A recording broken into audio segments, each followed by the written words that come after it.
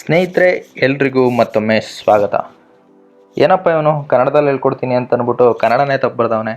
ಇದು ನನ್ನ ತಪ್ಪಲ್ಲ ಸ್ನೇಹಿತರೆ, ಇದು ಎಡಿಟರ್ ತಪ್ಪು. ನೋಡಿ, ಇಲ್ಲಿ ನಮಸ್ತೆ ನಮಸ್ತೆ ಅಂತ ಇಲ್ಲಿ ಸರಿಯಾಗೈತೆ. ಇಲ್ಲಿ ಪೇಸ್ಟ್ ಮಾಡಿದಾಗ ಇದು ನಮಸ್ತೆ ಅಂತ ಆಗ್ಬಿಟ್ಟಿದೆ. ಸ್ನೇಹಿತರೆ, ಇದುವರೆಗೂ ನಾವು ಪೈಥಾನ್ ಹೇಗೆ ಇನ್ಸ್ಟಾಲ್ ಮಾಡೋದು ನಮ್ಮ ಕಂಪ್ಯೂಟ್ರಲ್ಲಿ, ನಮ್ಮ ಮೊಬೈಲಲ್ಲಿ ಅನ್ನೋದನ್ನ ನೋಡ್ಕೊಂಡ್ವಿ. ಈ ವಿಡಿಯೋದಲ್ಲಿ ನಾನು ನಿಮಗೆ ನಮ್ಮ ಮೊಟ್ಟ ಮೊದಲ ಪ್ರೋಗ್ರಾಮ್ ಹೆಂಗೆ ಬರೆಯೋದು, ಅದನ್ನ ಹೆಂಗೆ ಎಕ್ಸಿಕ್ಯೂಟ್ ಮಾಡೋದನ್ನ ಅಂತ ನಾನು ತಿಳಿಸ್ಕೊಡ್ತೀನಿ. ನೀವು ಇನ್ಸ್ಟಾಲ್ ಮಾಡೋ ವಿಡಿಯೋನ ನೋಡಿಲ್ಲ ಅಂತಂದರೆ ಡಿಸ್ಕ್ರಿಪ್ಷನಲ್ಲಿ ಲಿಂಕ್ ಇದೆ, ದಯವಿಟ್ಟು ಅದನ್ನು ಮೊದಲು ನೋಡಿ, ಅದಾದಮೇಲೆ ಇದನ್ನು ನೋಡಿ. ಇಲ್ಲ ಅಂತಂದರೆ ಇದು ಏನೂ ಅರ್ಥ ಆಗಲ್ಲ. ಇವತ್ತು ನಮ್ಮ ಮೊಟ್ಟ ಮೊದಲ ಪ್ರೋಗ್ರಾಮ್ ಮಜಾ ಇರುತ್ತೆ ಸ್ನೇಹಿತರೆ, ನನ್ನ ನಂಬಿ. ಹಾಗೂ ಸಬ್ಸ್ಕ್ರೈಬ್ ಮಾಡಿಲ್ಲ ಅಂತಂದರೆ ಸಬ್ಸ್ಕ್ರೈಬ್ ಮಾಡಿ, ಹಾಗೂ ನಮ್ಮ ಶಾಲೆಯ ಗಂಟೆಯನ್ನು ಒಡೆಯಲು ಮರೆಯಬೇಡಿ. ಬನ್ನಿ ಶುರು ಮಾಡೋಣ.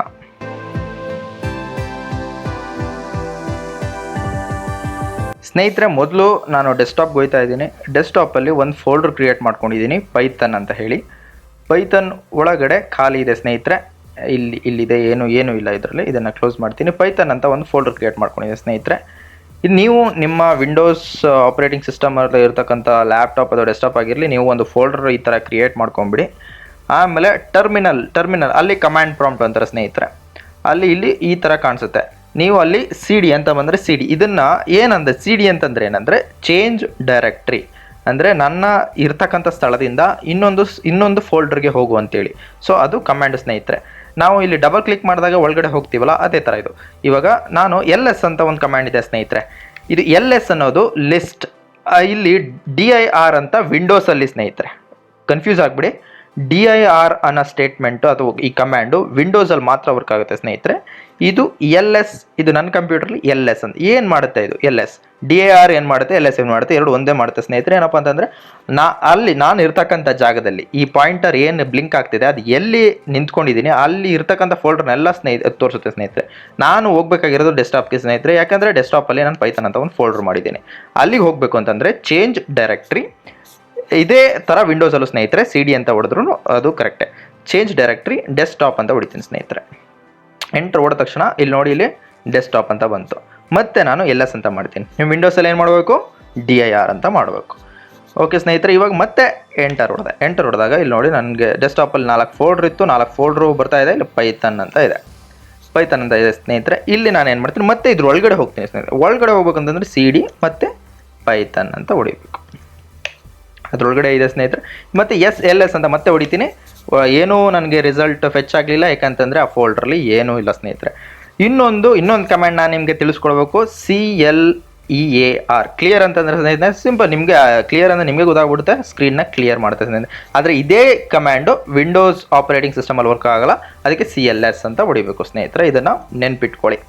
ಮತ್ತು ಇವಾಗ ನಾನು ಡೆಸ್ಕ್ಟಾಪಲ್ಲಿ ಇದ್ದೀನಿ ಸ್ನೇಹಿತರೆ. ನಾನು ನಿಮಗೆ ಇನ್ನೂ ಮುಖ್ಯವಾದಂತಹ ಎಡಿಟರ್ಗಳನ್ನ ನಾನು ತೋರಿಸ್ಬೇಕು ಸ್ನೇಹಿತರೆ. ನಾನು ಇವಾಗ ಈ ಸಬ್ಲೈಮ್ ಟೆಕ್ಸ್ಟ್ ಎಡಿಟರ್ ಯೂಸ್ ಮಾಡ್ತಾ ಇದ್ದೀನಿ. ನೀವು ವಿಂಡೋಸಲ್ಲಿ ಇದ್ದರೆ ನಿಮಗೆ ನೋಟ್ಪ್ಯಾಡ್++ ಇರುತ್ತೆ, ಅಥವಾ ನೋಟ್ಪ್ಯಾಡ್ ಅಂತ ಇರುತ್ತೆ ಸ್ನೇಹಿತರೆ. ಅದರಲ್ಲೂ ನೀವು ಪೈಥಾನ್ ಪ್ರೋಗ್ರಾಮ್ನ ಬರೆದುಬಿಟ್ಟು ರನ್ ಮಾಡ್ಬೋದು. ಇದರಲ್ಲಿ ಕಲರ್ ಆಗಿ ಏನು ಬರಲ್ಲ ಸ್ನೇಹಿತರೆ. ನಿಮಗೆ ಕಲರ್ಫುಲ್ ಆಗಬೇಕು ಟೆಕ್ಸ್ಟು ಅಂತಂದರೆ ಈ ಟೆಕ್ಸ್ಟ್ ಮೇಟ್ ಯೂಸ್ ಮಾಡಿ, ಅಥವಾ ನೋಟ್ಪ್ಯಾಡ್++ ಯೂಸ್ ಮಾಡಿ, ಅಥವಾ ನಂತರನೇ ಸಬ್ಲೈಮ್ ಟೆಕ್ಸ್ಟ್ ಯೂಸ್ ಮಾಡಿ. ವಿಂಡೋಸ್ಗೂ ಸಿಗುತ್ತೆ, ಮ್ಯಾಕ್ OSಗೂ ಸಿಗುತ್ತೆ ಸ್ನೇಹಿತರೆ. ಆಟಮ್ ಕೂಡ ಯೂಸ್ ಮಾಡ್ಬೋದು. ನಿಮಗೆ ಕನ್ವೀನಿಯೆಂಟ್ಗೆ ನಿಮಗೆ ಏನು ಅನುಕೂಲವಾಗಿದೆ ಅದನ್ನು ಯೂಸ್ ಮಾಡಿ ಸ್ನೇಹಿತರೆ. ಇವಾಗ ನೋಡಿ, ಇದು ನನ್ನ ಸಬ್ಲೈಮ್ ಟೆಕ್ಸ್ಟ್ ಎಡಿಟರ್. ಇದನ್ನು ಕ್ಲೋಸ್ ಮಾಡ್ತೀನಿ ಸ್ನೇಹಿತರೆ. ಇವಾಗ ಇಲ್ಲಿ ಸಬ್ಲೈಮ್ ಟೆಕ್ಸ್ಟ್ ಎಡಿಟರಲ್ಲಿ ಸುಮ್ಮನೆ ಇದು ಎಡಿಟರ್ ಬ್ಲ್ಯಾಂಕ್ ಪೇಜು. ಇವಾಗ ಮೆಸೇಜ್ ಟೈಪ್ ಮಾಡಲ್ವ ನೀವು, ಆ ಥರ ನೋಡಿ ಸ್ನೇಹಿತರೆ. ಇಲ್ಲಿ ಏನು ಮಾಡ್ತೀನಪ್ಪ ಅಂತಂದರೆ ಫೈಲಿಗೆ ಬಂದ್ಬಿಟ್ಟು ಓಪನ್ ಅಂತ ಕೊಡ್ತೀನಿ ಸ್ನೇಹಿತರೆ. ಓಪನ್ ಅಂತ ಹೊಡೆದಾಗ ಇಲ್ಲಿ ನೋಡಿ, ನನ್ನ ಪೈಥಾನ್ ಫೈಲ್ನೇ ಅದು ಪಾಯಿಂಟ್ ಮಾಡ್ತಾ ಇದೆ. ಇವಾಗ ನಾನು ಡೆಸ್ಕ್ಟಾಪ್ಗೆ ಹೋಗ್ತೀನಿ ಸ್ನೇಹಿತರೆ. ಡೆಸ್ಕ್ಟಾಪ್ಗೆ ಹೋಗ್ಬಿಟ್ಟು ಪೈಥಾನ್ ಅಂತ ಸೆಲೆಕ್ಟ್ ಮಾಡ್ಕೊತೀನಿ, ಓಪನ್ ಅಂತ ಕೊಡ್ತೀನಿ. ಅದು ಪೈಥಾನ್ ಅಂತ ಬಂದು ಇಲ್ಲಿ ಕೂತ್ಕೊಳ್ಳುತ್ತೆ ಸ್ನೇಹಿತರೆ. ಆಯಿತಾ? ಈ ಫೋಲ್ಡರಲ್ಲಿ ಏನೂ ಇಲ್ಲ, ಬಟ್ ಪೈಥಾನ್ ಒಂದು ಫೋಲ್ಡ್ರು ಅಂತ ಹೇಳಿ ಬಂದು ಇಲ್ಲಿ ಸಬ್ಲೈಮ್ ಟೆಕ್ಸ್ಟ್ ಎಡಿಟರಲ್ಲಿ ಕೂತ್ಕೊಳ್ಳುತ್ತೆ. ಇಲ್ಲಿ ಮತ್ತೆ ರೈಟ್ ಕ್ಲಿಕ್ ಮಾಡ್ಬಿಟ್ಟು ಏನು ಮಾಡ್ತೀನಿ, ನ್ಯೂ ಫೈಲ್ ಅಂತ ಹೊಡಿತೀನಿ ಸ್ನೇಹಿತರೆ. ಇದು ಸಿಂಪಲ್. ಯಾಕಪ್ಪ ಇಷ್ಟೆಲ್ಲ ಬಳಸ್ಕೊಂಡು ಹೋಯ್ತಾವನೆ, ನೀವು ಫೋಲ್ಡ್ರಿಗೆ ಹೋಗ್ಬಿಟ್ಟು ಅಲ್ಲೇ ರೈಟ್ ಕ್ಲಿಕ್ ಮಾಡ್ಬಿಟ್ಟು ಕ್ರಿಯೇಟ್ ನ್ಯೂ ಫೈಲ್ ಅಂತ ಕೊಡ್ಬೋದಲ್ಲ. ಹಾಗೂ ಮಾಡ್ಬೋದು ಸ್ನೇಹಿತರೆ, ಹಿಂಗೂ ಮಾಡ್ಬೋದು. ನಿಮ್ಗೆ ಅದು ಅನುಕೂಲ ಆದರೆ ಅದನ್ನು ಮಾಡಿ, ನಿಮ್ಗೆ ಇದು ಇಷ್ಟ ಆದರೆ ಇದನ್ನು ಮಾಡಿ. ನಾನು ಇವಾಗ ಈ ಫೈಲ್ನ ಸೇವ್ ಮಾಡ್ತಾ ಇದ್ದೀನಿ ನೋಡಿ, ವೇರ್ ಟು ಸೇವ್ ಅಂತ ಇದೆ, ಪೈಥಾನ್ ಫೈಲ್ನ ಸೇವ್ ಮಾಡ್ತಿದ್ದೆ. ಇವಾಗ ಸ್ನೇಹಿತರೆ ನಮ್ಮ ಎಕ್ಸಸೈಸ್ EX1 ಅಂತ ಇಡ್ತೀನಿ ಸ್ನೇಹಿತರೆ. ಮತ್ತು ಮುಂಚೆನೇ ತಿಳಿಸ್ಕೊಂಡಂಗೆ ಪೈಥಾನ್ ಬರಿಬೇಕಾಗಿರೋ ಫೈಲ್ಸ್ ನಾವು .py ಫಾರ್ಮೆಟಲ್ಲೇ ಇರುತ್ತೆ. ನೀವು ನಾರ್ಮಲ್ ಆಗಿ ಸೇವ್ ಮಾಡಿದ್ರೆ ಅದು .txt ಫೈಲಲ್ಲಿ ಸೇವ್ ಆಗುತ್ತೆ ಬೈ ಡಿಫಾಲ್ಟ್. ನೀವು ಪೈಥಾನ್ ಸ್ಕ್ರಿಪ್ಟ್ ಬರಿತಾ ಇದ್ದೀನಿ, ಪೈಥಾನ್ ಕಲಿತಾ ಇದ್ದೀನಿ ಅಂತಂದರೆ ಸ್ನೇಹಿತರೆ ಪ್ರತಿಯೊಂದು ಫೈಲ್ನು ನೀವು .py ಅನ್ನೋ ಎಕ್ಸ್ಟೆನ್ಷನಲ್ಲೇ ನೀವು ಸೇವ್ ಮಾಡಬೇಕು ಸ್ನೇಹಿತರೆ. ಇವಾಗ ನಾನು ಸೇವ್ ಮಾಡ್ತಾ ಇದ್ದೀನಿ ಎಲ್ಲಿ, ಪೈಥಾನ್ ಫೋಲ್ಡರ್ ಒಳಗಡೆ ನೋಡಿ. ಇಲ್ಲಿ ಬಂದು ಇಲ್ಲಿ ಕ್ಲೀನಾಗಿ ಕುತ್ಕೊಳ್ತು py ಅಂತೇಳಿ ಪೈಥಾನ್. ಇಲ್ಲಿ ಕೆಳಗಡೆ ಸ್ನೇಹಿತರೆ ಇಲ್ಲಿ ನೋಡ್ಬೋದು, ಇಲ್ಲಿ ಕೆಳಗಡೆ ಪೈಥಾನ್ ಅಂತ ಆಟೋಮ್ಯಾಟಿಕ್ ಡಿಟೆಕ್ಟ್ ಮಾಡ್ತಿದೆ ಸ್ನೇಹಿತರೆ. ಇಲ್ಲ ಮತ್ತೆ ನಾನು ಟರ್ಮಿನಲ್ಗೆ ಬರ್ತೀನಿ.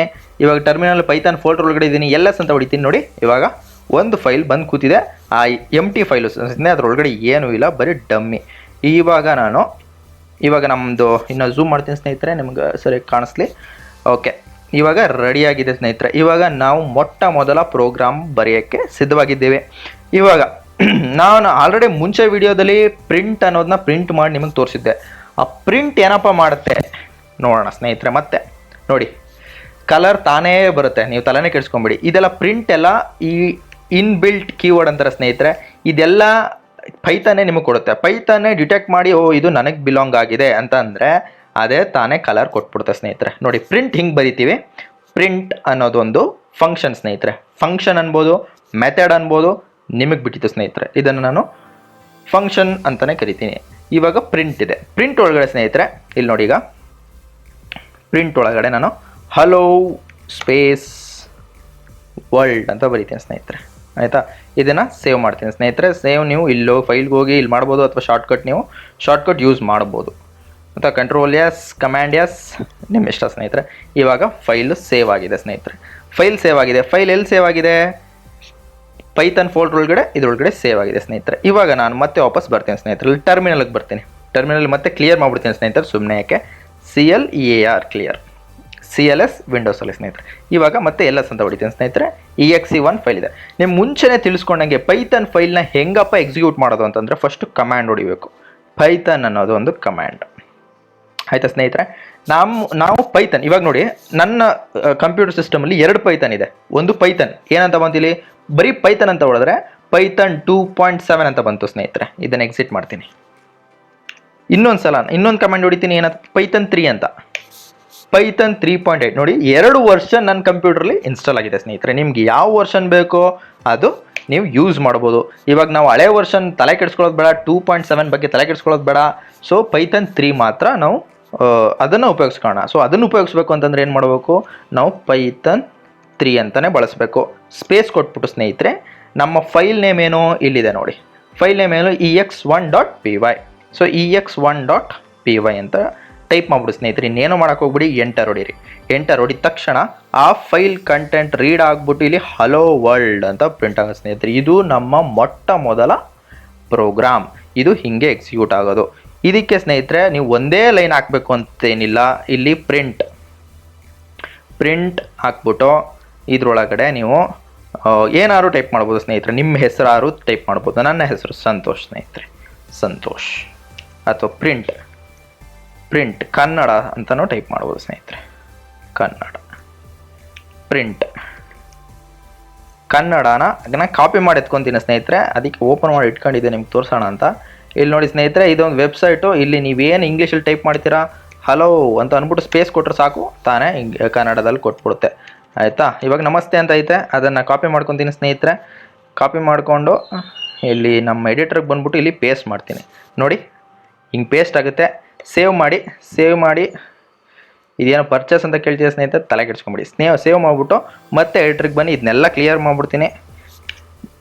ಪೈಥಾನ್ ನೋಡಿ ಸ್ನೇಹಿತರೆ, ಮೇಲ್ಗಡೆ ಆರೋ ಕೆಳಗಡೆ ಆರೋ ಹೊಡೆದ್ರೆ ಹಳೇದು ಏನು ಟೆಕ್ಸ್ಟ್ ಟೈಪ್ ಮಾಡಿರ್ತೀಯ ಅದು ಬರುತ್ತೆ ಸ್ನೇಹಿತರೆ. ನೀನು ತಲೆ ಕೆಡಿಸ್ಕೊಂಡು ಮತ್ತೆ ಫುಲ್ ಟೈಪ್ ಮಾಡೋ ಅವಶ್ಯಕತೆ ಇಲ್ಲ.